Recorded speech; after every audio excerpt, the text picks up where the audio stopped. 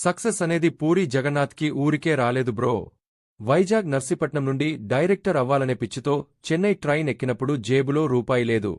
తిండికి తిండి లేక, తల దాచుకోవడానికి ఇల్లు లేక, చెన్నై ప్లాట్ఫారాల మీద ముడుచుకుని పడుకున్న రాత్రిళ్ళు ఎన్నో ఉన్నాయి. సినిమా ఆఫీసుల గేట్ల దగ్గర కాళ్ళు అరిగేలా తిరిగారు. కాని లోపల ఉన్న కసి చావలేదు.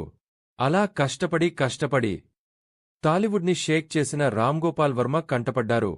ఆర్జీవీ డెన్లోకి అడుగు పెట్టాక సినిమాని ఎంత ఫాస్ట్గా తీయాలో, డైలాగ్ని ఎంత షార్ప్గా రాసుకోవాలో గురువుని మించి నేర్చుకున్నాడు ఈ శిష్యుడు. 2000 సంవత్సరంలో ఒక కథ పట్టుకుని పవన్ కళ్యాణ్ దగ్గరికి వెళ్లారు.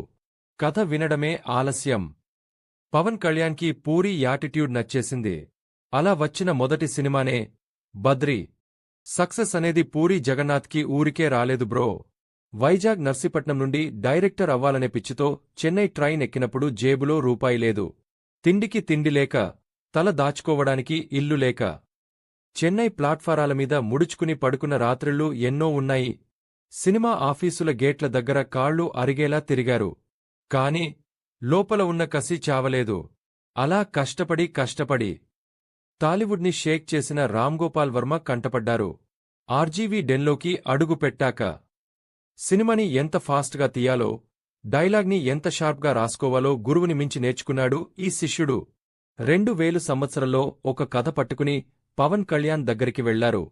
కథ వినడమే ఆలస్యం. పవన్ కళ్యాణ్కి పూరీ యాటిట్యూడ్ నచ్చేసింది. అలా వచ్చిన మొదటి సినిమానే బద్రీ.